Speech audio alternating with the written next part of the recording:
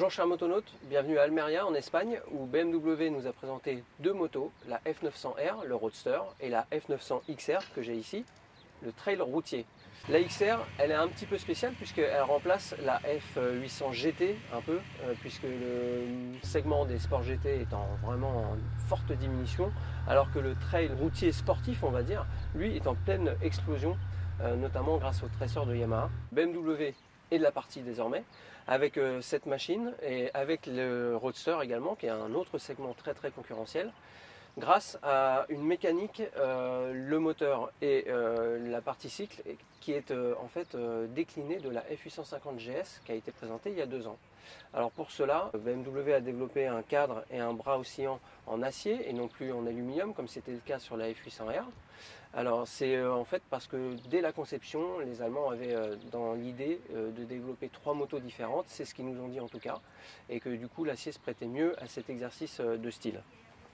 Au niveau du moteur, les F900R et XR se différencient de la F800 par une élévation de la cylindrée.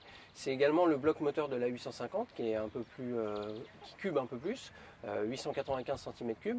Il est un peu plus puissant, il fait 105 chevaux, il développe 92 Nm de couple et chose intéressante, entre 4500 et 8500 tours, il développe 87 Nm.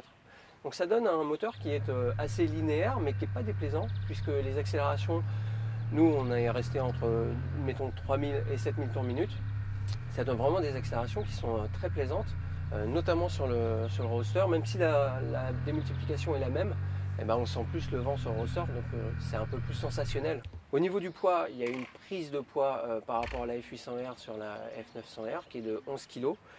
Là, au niveau dynamique, sauf à avoir les deux, on ne peut pas véritablement comparer, mais au niveau des chiffres, on peut dire que le moteur est 100 cm3 plus gros, il développe 15 chevaux de plus, 6 Nm de plus, et donc finalement on pense que les kilos en plus ne se sentiront pas trop. Au niveau de la tenue de route et de l'agrément et de la conduite, on retrouve le côté BMW plus routier que sur d'autres machines qui sont typées plus sportives. C'est-à-dire qu'on a une moto qui engage légèrement à basse vitesse. Tout ça pour donner une moto plus agile en fait quand on va un peu plus vite. Et c'est en termes de suspension aussi. Alors nous on profitait des suspensions électroniques ESA. Mais même sur le modèle standard, on va dire que c'est plus le curseur est plus du côté confort que du côté sportif, malgré le discours marketing que BMW a. Au niveau des technologies, 2020 oblige, ces deux motos F900R et F900XR adoptent une instrumentation qu'on a pu voir sur la Smart Vidéo de Motonet. C'est du tout couleur, il y a des commodos qui permettent de naviguer dans les menus, c'est vraiment très intuitif, très efficace. Et c'est vrai qu'au niveau de la concurrence, il n'y a vraiment pas mieux. En termes d'électronique également, les assistances sont bien présentes. Il y a l'ABS qui est obligatoire, il y a le Traction Control qui est vraiment conseillé et qui est de série sur ces machines-là. Et puis il y a des packs et des options qui permettent de bénéficier d'assistantes qui sont encore plus fines, notamment grâce à la centrale inertielle qui prend en compte donc l'angle de la machine. En termes d'équipement d'éclairage, là aussi c'est du très moderne, c'est du full LED, que ce soit sur le Roadster comme sur le Trail. Et sur ces deux machines également, il y a en option un système d'éclairage en virage qui peut être utile surtout pour les personnes qui font du commuting, comme on dit, qui utilisent les motos au quotidien et qui peuvent partir tôt le matin ou rentrer tard le soir. Ça permet d'éclairer dans les carrefours ou dans les petites routes à l'intérieur des virages, chose que ne permettent pas actuellement en tout cas la concurrence. En termes d'accessoires et d'options, le catalogue BMW est comme toujours très fourni.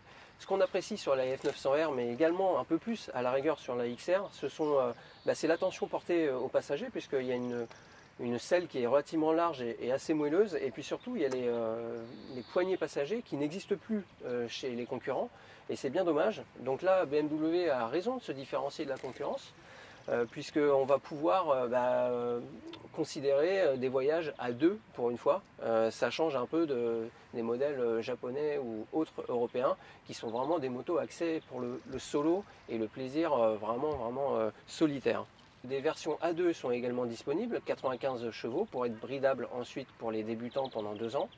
Le tarif est le même, à partir de 8 870 € pour le Roadster, à savoir naturellement que le tarif du Roadster qui est sous les 9 000 € risque d'augmenter avec l'ajout des packs qui pour certains sont très intéressants, voire indispensables.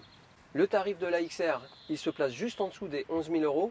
Même chose, même punition entre guillemets, puisque si vous souhaitez bénéficier des poignées chauffantes, du régulateur de vitesse, des suspensions électroniques, il y a tout un arsenal d'aide à la conduite qui est plutôt intéressant, mais qui forcément se monnaie. Donc on peut atteindre des sommes rondelettes, hein, environ 14 000 €.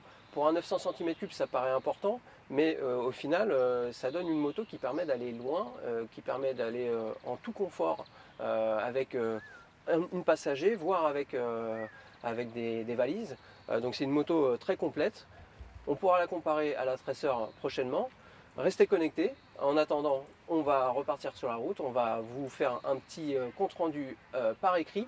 Et puis vous pourrez relire ça donc sur motonet.com avec le point technique, les fiches techniques. A plus et bonne route!